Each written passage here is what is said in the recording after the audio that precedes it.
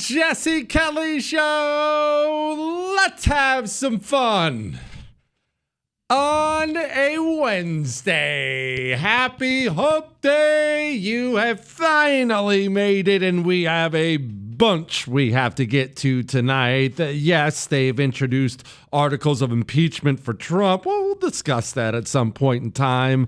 $2 trillion in corruption, not waste, corruption. We'll discuss it. Democrats are still being pressed about lying about the Biden thing. Not good. Pete Hegseths is doing amazing things, cutting generals. You're not going to believe who's winning currently the 2028 primary. Bad news, Germany's building another large army, and I defend Democrats for falling asleep in Congress. All that, emails, and so much more coming up on the world-famous Jesse Kelly Show. And we have Salena Zito. She's going to give us some...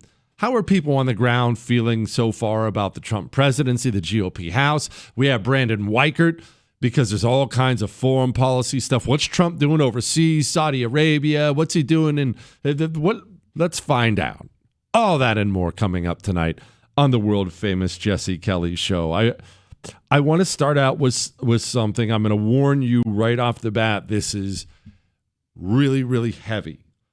But I feel obligated. As soon as I saw it, I feel obligated to talk about it, to bring it up, because here's what happens for those of us who are interested in politics. Whether you love it, maybe you're love interested or maybe you're hate interested, you pay attention to it, and I'm glad you do. It's important. I told my wife this morning, I kind of hate it. I do. It's all so ugly and gross. I kind of hate it, but I have to stay interested because my country matters to me a lot. So we have. I'm glad you're interested. But those of us who pay attention, every day is what? It's new headlines. It's new scandals. It's Republicans saying this. It's Democrats saying that. And it can almost become, if you allow it, I know it's happened to me before, it can almost become kind of a show you watch. Does that make sense? You turn on the television and there are the characters. There's the bad guys and there's the good guys, and he's saying this and he's saying that. It just becomes a television show. Not necessarily personal, not necessarily intimate, but a television show.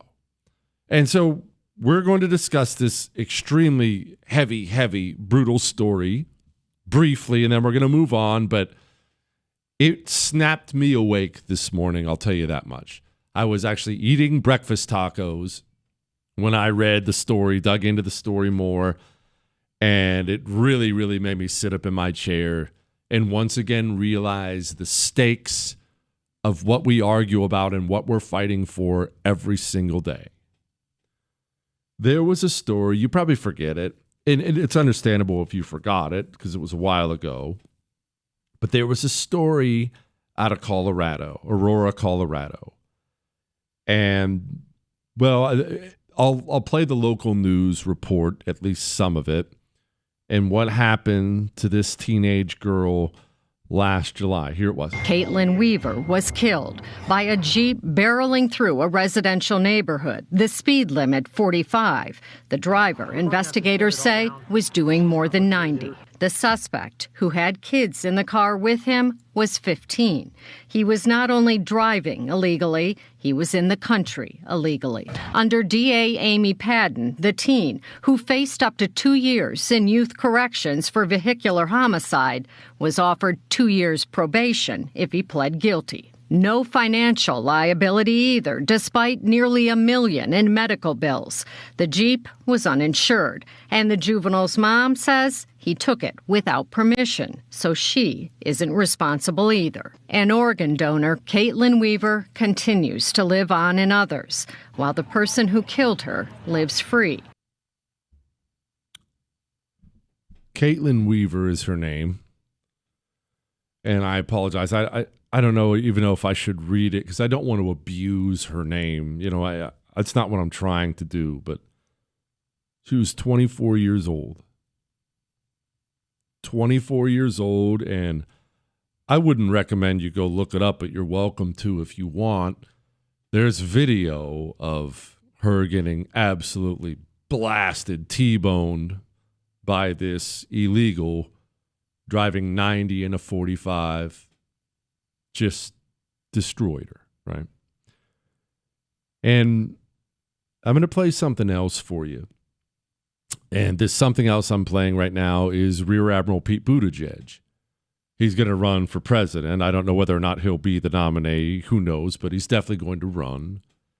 But this is Pete Buttigieg defending the gang member Trump deported to El Salvador. Here's what he said. They're saying like, oh, well, this guy, he's a criminal. The whole point is that no one person, least of all, no one politician, gets to decide that you're a criminal. Who decides? Yeah, but playing war games, a bunch of people have already decided he's a criminal. But Amy Padden was elected. She was elected as the new DA in this area in Colorado, Arapahoe County. She was elected comfortably. The voters went out to the polls and they said, well, the people who cared enough to participate in the election, they went out to the polls and they found the crazy communist Democrat and they elected her. She was elected by 15 percentage points. 15 percentage points. So don't think that it was a near-run thing. The people in this area overwhelmingly went to the polls and picked the open borders, open jail Democrat, and now an illegal who ended a life, destroyed others. He will be home playing Xbox, couple years on probation, and will go on to live for God knows how long, totally free, while a family is decimated beyond belief. The reason I bring up this story to open up the show tonight is not to bring you down. That's really genuinely not what I want to do right now. And I swear on my life, I'm not carrying it into two segments. We are going to move on. I bring up this story because it jarred me awake this morning that we are not watching a show. We're not playing a game. The consequences of voting Democrat in the year 2025 is people die. Families are destroyed. Democrats kill people. Voting for Democrats kills people. There are consequences for our actions, all of us. We will all face consequences and have faced consequences for our actions. The consequences of voting Democrat is things will be destroyed and burned down around you. People will die. 24-year-old girls will be massacred, raped, murdered. That is the consequence of voting Democrat. And that is what we're up against, because there are places in this country that overwhelmingly want that and will continue to do that over and over and over again. And they're not sorry. They're not going to back off. They're not going to stop. The people who went out and voted for that filthy communist to let this guy out scot-free, they will go out and vote for the next communist and then the next communist and then the next communist after that. And this is what we are up against. We are in a power war that will determine lives, whether people will live or whether people will die. It's not idiot Republicans in Congress or idiot Democrats in Congress. It's not just a TV show. It's not making fun of Chuck Schumer or screaming about the low-T GOP. It's not just that. People die and families are destroyed when you vote Democrat, because Democrats bring death. Democrats today are evil, demonic communists, and death will follow them wherever they go, and we can never stop. We are not playing a game. 24-year-old girl. Imagine standing at the funeral as your 24-year-old girl in a casket is lowered into the ground because Democrat savages let an illegal in the country, and knowing those same Democrat savages made sure he wasn't punished for it. That is what we're up against. Maybe you're tired and burnt out. I get it. Take a day off and get back in the fight. This kind of thing wakes me up. We're not playing a game. It's deadly serious. All right? Sorry to make it heavy. We're moving off of it. Let's do other things, shall we? In fact, let's talk about something wonderful, something happening in the military.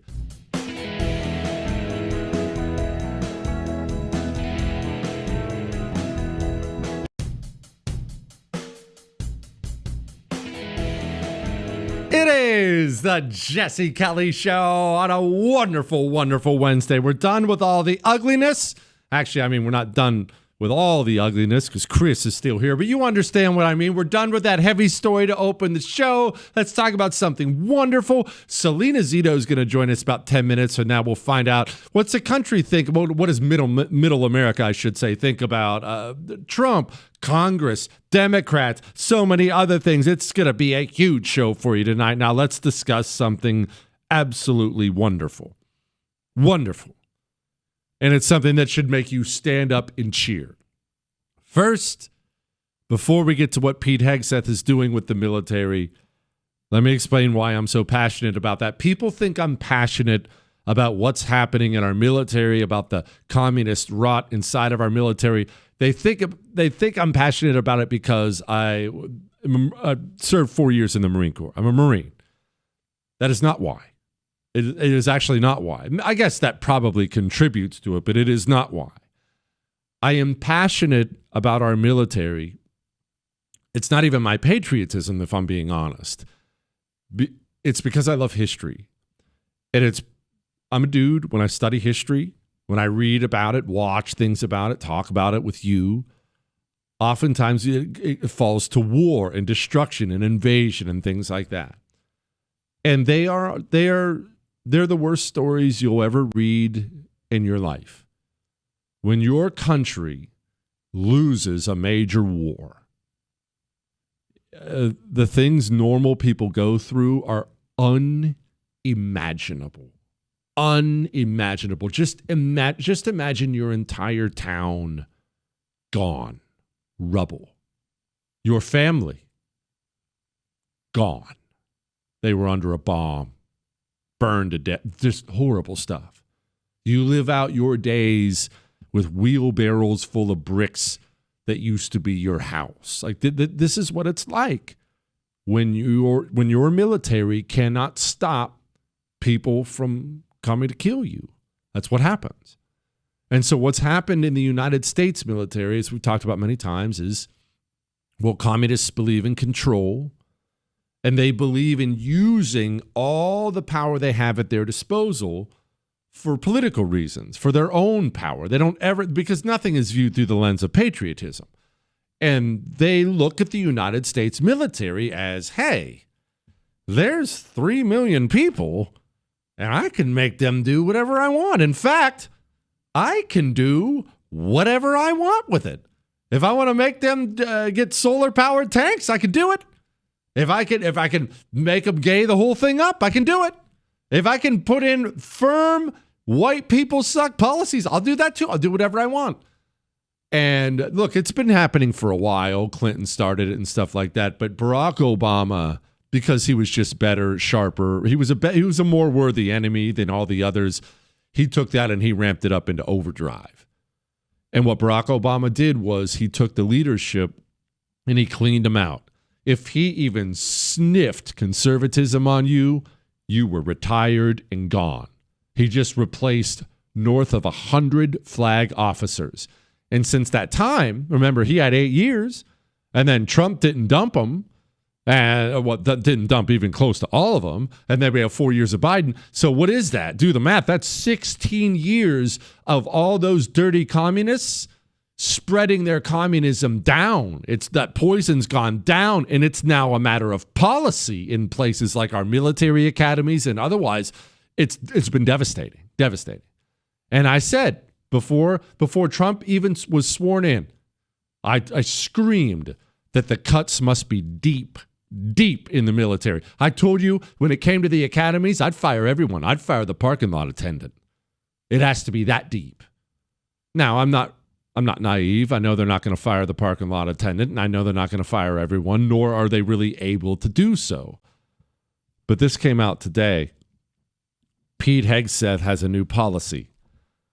Less generals and more GIs. And they are planning to cut more than 120 high-ranking military officer positions across active duty and National Guard forces. Maybe on its surface that doesn't mean anything to you. What, they're just going to fire a bunch of generals and admirals? It's everything. Not only for the dirty commies who are about to be removed, but it sends a message to everyone else in the military, both the guys on the ground and the officer corps, that there's no more commie gook, no more nothing. We are here to kill people and blow things up, and anything else will not be tolerated. You will be gone. Is this all we need? Of course not. But this is a big, bold, drastic step because they know what's coming after this. Chris, you go ahead and write this one down, even though it's the most easily predictable thing in the world. Every one of these dork generals and admirals, they're all going to run to CNN and they're going to drape themselves in the flag and try to appeal to your patriotism and try to tell you how devastating it is that I'm a general. I fought in Iraq, even though I never left the air conditioning. They're going to try. They're going to run a propaganda campaign. But this is a good thing, and it's something you should celebrate. All right. You should also celebrate that Salena Zito is going to come on in about 10 minutes, tell us about what's going on the Rust Belt.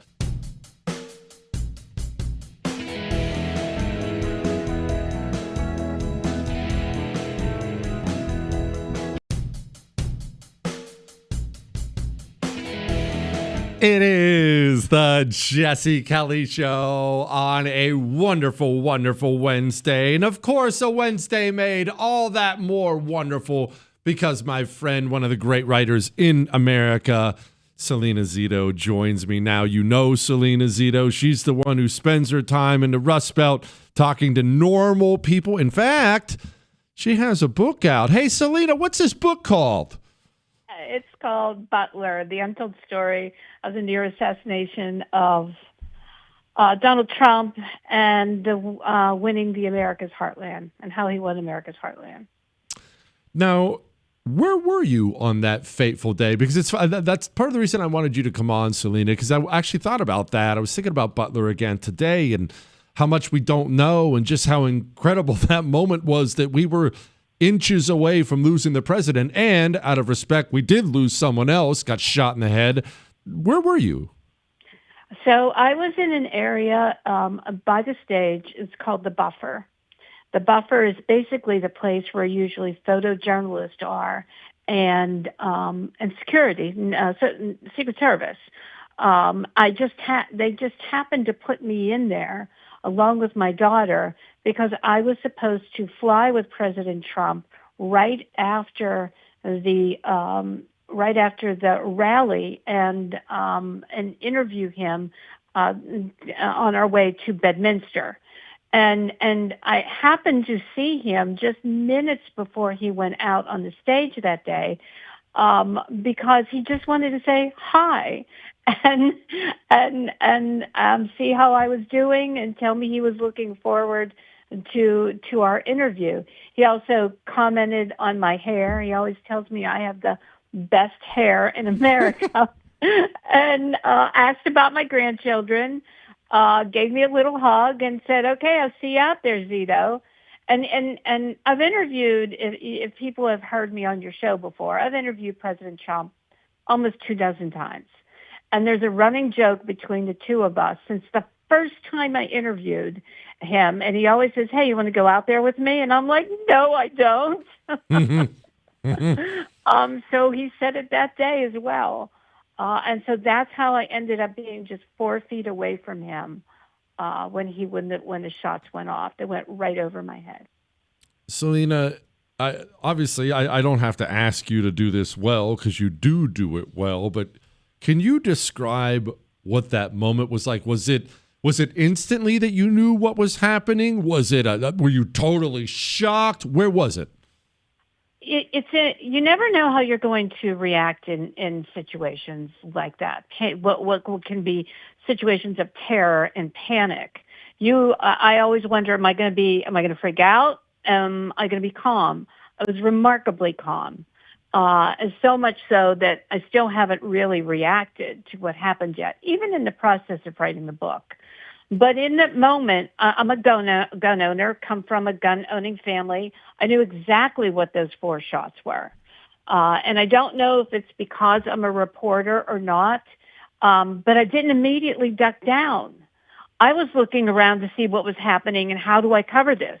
I'm understanding that this is history and it is my job to record it, and report it accurately. I saw on the president the blood streak across his face immediately, but I also saw him kneel down.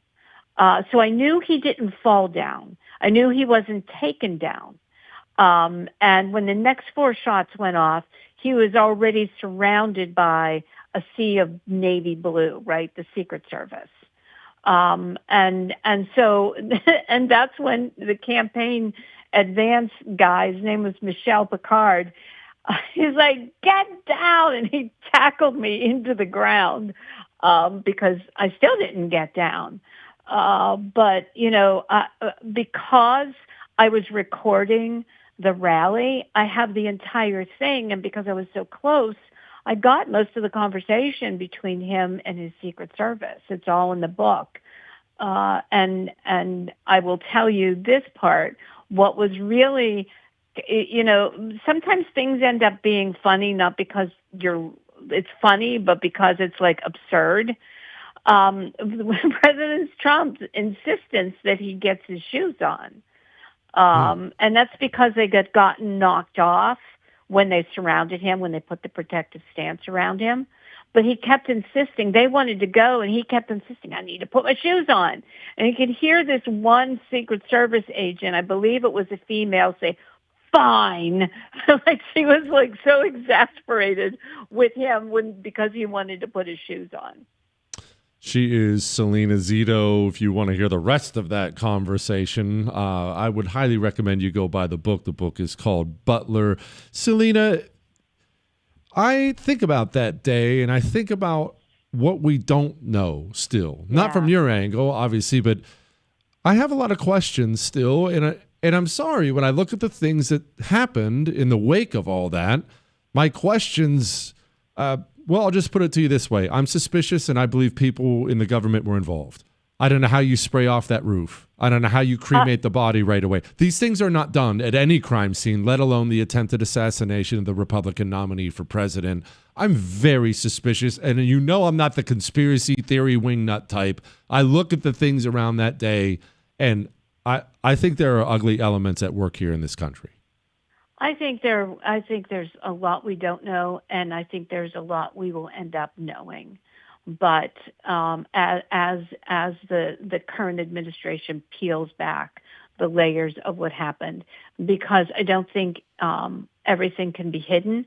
And I will tell you this, having worked and talked with local law enforcement that were there that day, I am pretty certain they're talking right now and outlining what went wrong and everything that was treated wrong. And I think we will find out more I would say in the next several months. But, this was a striking moment in American history. And it's all the more striking by the amount of things that happened, to your point, that were not done during protocol, that were not done in the after effects, and there's too much hidden for it not to be peeled back and the full story being told. Good. I look forward to that full story being told. Let me ask you before I want to get to the electorate and what they're thinking about everything. Sorry, I guess I went on too long with this, but I just find the subject so fascinating. A man did lose his life that day. Yeah. And obviously we've seen his family, and we know that they've gone through hell. Have you spoken with them? Where are they Yes. at?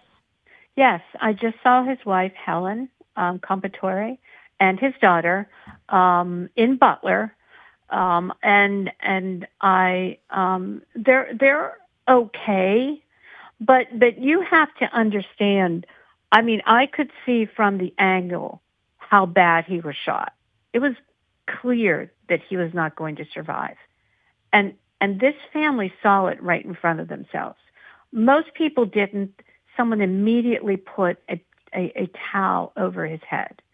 But it was a gruesome death. And this family will never be able to wipe those images from their face. The way the community has come around to them, you'll find out in the book what President Trump has done for them, has really been remarkable. And this family has really been embraced by the community of Butler, but also Western Pennsylvania and the entire country. Helen is doing okay. About as much as you can expect. Yeah. You add what happened to her in the public plus all the attention that really hasn't gone away. That's a lot to ask for a regular person. Yeah, it sure is. Salena, do you think you can stay on for one more so we can actually talk about how people are feeling about things? We will be right back with Salena Zito, author of the book Butler. Highly recommend you go pick it up. Hang on.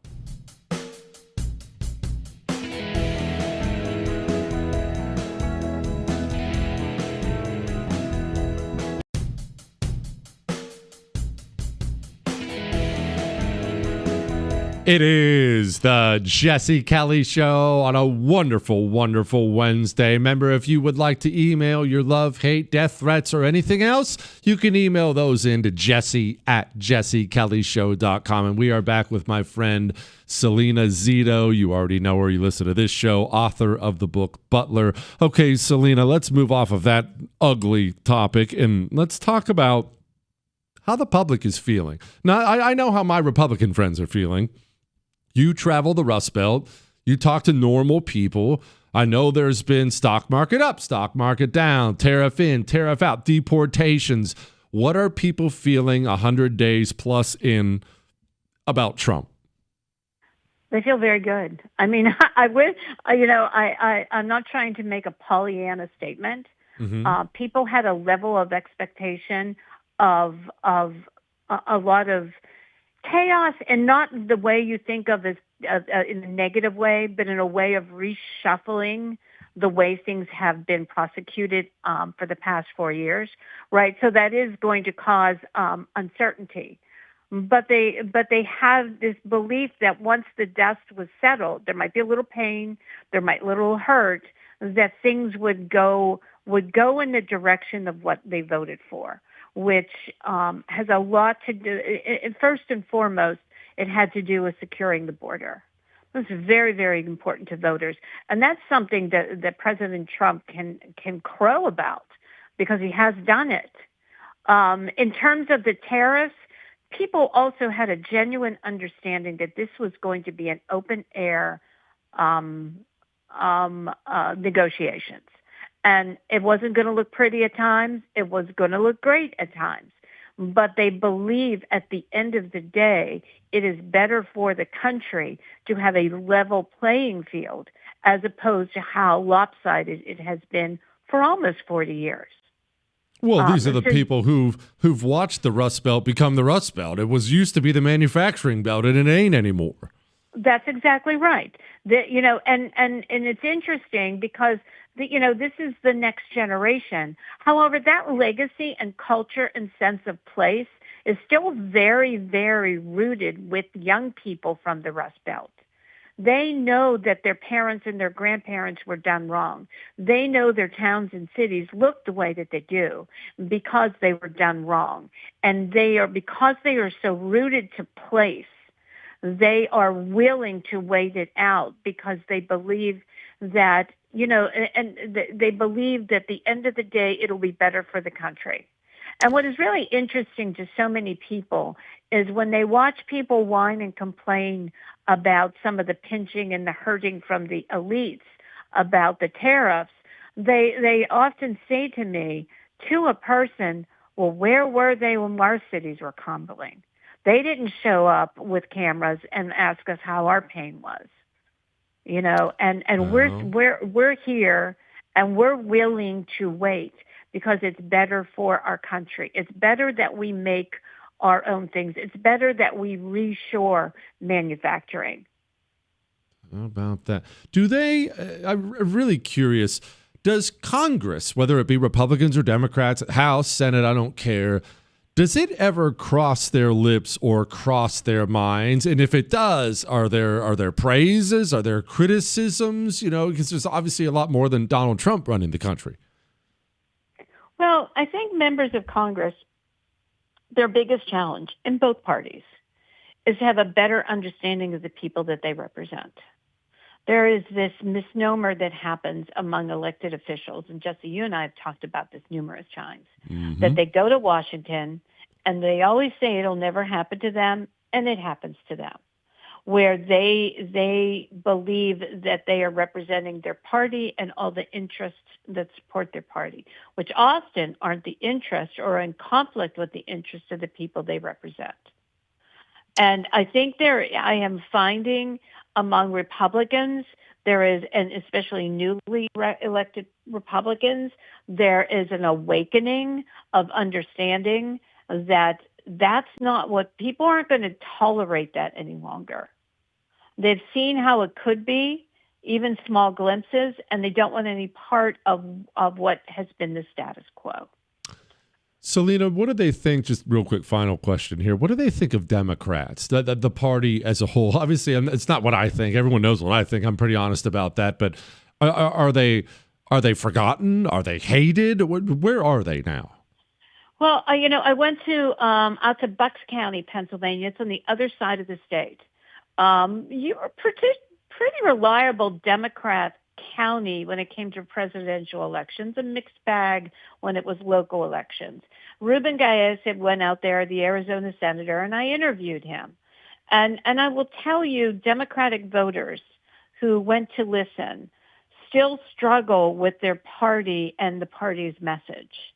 And while you turn on the cable news and you think that they want the party's message to be, what's the Texas Congresswoman's name? I can't think of it. Jasmine Crockett. Yeah. So cable news thinks that's what Democratic voters want. Trust me, it's not. It's not even close. They want more bipartisanship. They want their party to move to the middle, and they want their party to have a crisp message. There was an AP report, poll that just came out 5 minutes before I came on the show today, and it is devastating for Democrats in terms of polling of Democrats in the middle of the country who are very unhappy with whatever they've been the show they've been putting on since January.